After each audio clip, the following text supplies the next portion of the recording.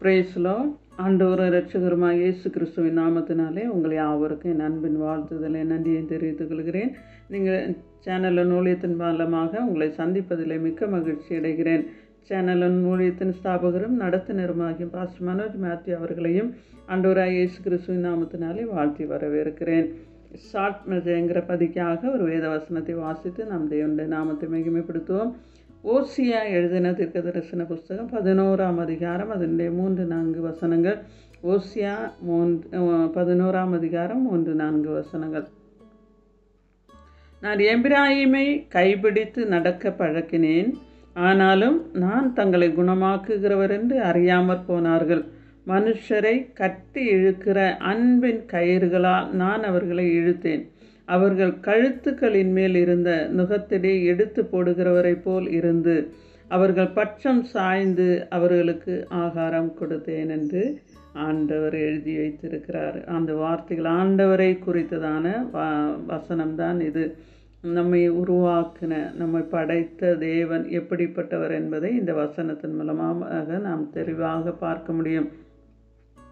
ஆண்டவர் பட்சிக்கிற தேவன் என்று எழுதி இருக்கிறது. ஆனாலும் ஜனங்களை அன்பாய் நேசிக்கிறவர், அவருடைய அன்பின் கயிறுகளால் ஜனங்களை இழுக்கிறவர் என்று, மனுஷரை கட்டி இழுக்கிற அன்பின் கயிறுகளால் நான் அவர்களை இழுத்தேன் என்று சொல்லப்பட்டிருக்கிறது. ஆண்டவரே தம்மை குறித்து தானே இந்த வசனத்தின் மூலமாக பரிசுத்தவான்கள் மூலமாக எழுதப்பட்டிருக்கிற தன்னை குறித்து வெளிப்படுத்தி இருக்கிறார். இஸ்ரவேல் ஜனங்கள், எப்பிராயீம் என்று சொல்லும்போது ஆபிரகாமினுடைய பேரன் அப்படின்னு சிறிய பிள்ளை பேரன் அப்படின்னு தான் சொல்லப்படுகிறது. சந்ததி, இஸ்ரவேல் சந்ததியை குறித்து தான் இந்த இடத்துல எழுதப்பட்டிருக்கு.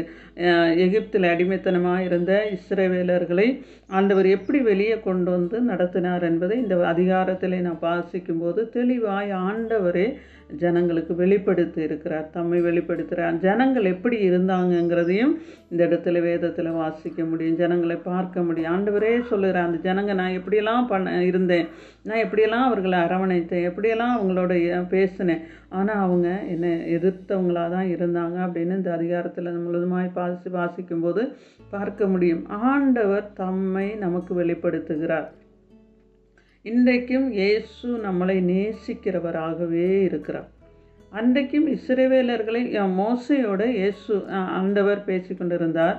ஆண்டவர் பேசிக்கொண்டு இருக்கும்போது மோசே கேட்குறார், ஆண்டவரே நான் உண்மை பார்க்கணும். ஒரு சிநேகிதனை போல பேசுகிறார், ஒரு நண்பனை போல எல்லா விஷயங்களையும் மோசையோடு பேசிக்கொண்டு இருக்கிறார். அப்போ மோசை கேட்குறார், ஆண்டவரே நான் உண்மை பார்க்க வேண்டும். ஆண்டவர் சொல்லுற, நீ என்னை பார்க்க முடியாது அப்படின்னு சொல்லுற. ஆனால் அந்த மோசையின் மூலமாக அழைத்து கொண்டிருக்கிற ஜனங்களை குறித்து ஆண்டவர் என்ன சொல்லியிருக்கிறான், அவர்களை தங்களை அழைக்கிறவர்களின் முகத்துக்கு விலகி போய்விட்டார்கள், பாகால்களுக்கு பலியிட்டு விக்கிரகங்களுக்கு தூபம் காட்டினார்கள். 2வது வசனத்தில் ஆண்டவர் அழைத்து கொண்டு வருகிறார், அவர்களை நேசிக்கிறார், ஆகாரம் கொடுக்கிறார், மன்னாவை கொடுக்கிறார், அவர்களுக்கு என்னெல்லாம் தேவையோ கொடுக்கிறார். ஆனால் அவர்கள் வழி விட்டு விலகி சரீர சிந்தைகளுக்கு இடம் கொடுத்து விடுகிறார்கள். ஆண்டவர் ஆவியினுடைய சிந்தையை எதிர்பார்க்கிறவர். நாமும் அநேக நேரங்களில் ஆவியிலே செயல்படாமல் மனுஷீகமாய் செயல்பட்டு விடுகிறோம். அது ஆண்டவர் ஒருபோதும் விரும்புகிறவர் அல்ல, அதை வெறுக்கிறார். ஆண்டவர் எப்போதுமே ஆவியிலே சிந்திக்கிறவராகவும், ஆவியிலே அவரோடு கூட நடக்கிறவர்களாகவும், அவரோடு கூட சிந்திக்கிறவர்களாகவும் நம்மை அதற்கென்று அழைத்திருக்கிறார். நம்முடைய எண்ணங்கள், நம்முடைய யோசனைகள் எல்லாம் ஆண்டவரை குறித்ததாக இருக்கணும். உலக பிரகாரமாக வாயினால், கண்களினால், செயல்பாடுகளினால், நம்முடைய சரீரத்தால் செயல்பட்டு கொண்டு இருந்தாலும் உள்ளான மனுஷனிலே ஒரு நினைவு ஒன்று இருக்கிறது. அந்த நினைவுகள் இயேசுவோடு இணைந்து இருக்க வேண்டிய போதும். இஸ்ரவேலர்களை ஆண்டவர் அதுதான் வருத்தப்படுகிறார். அவர்களை மனுஷரை கட்டி இழுக்கிற அன்பின் கயிறுகளால் நான் அவர்களை இழுத்தேன். அவர்கள் கழுத்துகளின் மேல் இருந்த நுகத்திடி எடுத்து போடுகிறவரை போல் இருந்து அவர்கள் பட்சமாய் சாய்ந்து அவர்களுக்கு ஆகாரம் கொடுத்தேன் என்று சொல்லி வேதத்தில் எழுதப்பட்டிருக்கிறது. அப்போ அவர்களை கட்டி இழுக்கிற அன்பின் கயிறுகளால் இழுத்து கழுத்தில் இருந்து நுகத்திடி எடுத்து போட்டுட்டு அவர்களுக்கு ஆகாரம் கொடுத்துருக்கிறார். அவர்களுக்கு பிரச்சனைகள் இருந்துச்சு, பாடுகள் இருந்துச்சு, ஆனால் அதெல்லாவற்றையும் நீக்கி போட்டுட்டு ஆகாரம் கொடுக்கிறவராக இருந்தார். 3 வேளை ஆகாரம் கொடுத்தார். மன்னாவை பொறுக்க சொல்லும்போது 3 வேளைக்கும் தேவையான மன்னாவை பொறுக்கிக்கங்கன்னு ஜனங்களுக்கு ஆண்டவர் ஆலோசனை கொடுக்குறார். அதில் ஒரு சிலர் நிறைய பொறுக்கி வச்சு அழுகி போய் மறுநாள் கீழே கொட்டினவங்களும் உண்டு. ஆனால் சொல்லியிருந்தார் 3 வேளைக்கும் அதற்கு மேலே நீங்கள் எடுக்க வேணாம், அடுத்த நாளுக்குரியது புதுசாக இன்னைக்கு பழையதை நம்ம விரும்புவோம். ஆனால் ஆண்டவர் எப்போதுமே புதுசாக தருகிறவர். புதிய அனுபவங்கள், புதிய அன்பு, புதிய கிருபை வரங்கள், புதிய அபிஷேகம் ஒன்று தான். ஆனால் ஒவ்வொருத்தரும் பெறுகிறது புதுசாக இருக்கும். நம்ம அபிஷேகத்துக்காக, அன்புக்காக, இயேசுனுடைய அன்புக்காக நம்ம அவ்வளவா அவரை நேசிக்க வேண்டும். இயேசு நம்மளை எவ்வளவா நேசித்திருக்கிறார். பிலிப்பியர் 2ஆம் அதிகாரம் 8வது வசனத்தில் சொல்லுவார், அவர் சிலுவையின் மரண பரியந்தம் கீழ்ப்படிந்தவராகி தம்மை தாமே தாழ்த்தினார். நமக்காக, நம்மை பார்க்க முடியாத தேவனாக இருந்தும் நம்மேல் வைத்த அன்பு அவ்வளோ பெரியது. அவரை மரண பரியந்தம் தம்மை தாழ்த்தி நமக்காக தந்தார். பார்க்க முடியாதென்று இருந்தோம், நாம் பேச முடியாதென்று இருந்தோம். ஆனால் இயேசு நம்ம கூடவே இப்போது நம்ம கூட இருந்து நம்ம தோளில் தட்டி தந்து நம்மளை நடத்தி வழிகாட்டி தந்து நம்மளோடு அன்பாக இருக்கிறார். நம்முடைய அன்பை அவர் அதிகமாக எதிர்பார்க்கிறார். நாம் யாரிடத்தில் அன்பு செலுத்துகிறோம், யாரிடத்தில் அதிகமான பாசத்தை வைத்திருக்கிறோம் என்பதை இயேசு கண்காணிக்கிறார். ஆண்டவரும் அதை விரும்புகிறார். பிதா மனுஷ ரூபமாய் குமாரன் மூலமாக நம்மிடத்தில் வெளிப்பட்டார். வேறு யாருமல்ல, அவர்கள் திரியேக தேவனாய் இருந்தாலும் ஒருவராய் கிரியை செய்கிறவர்.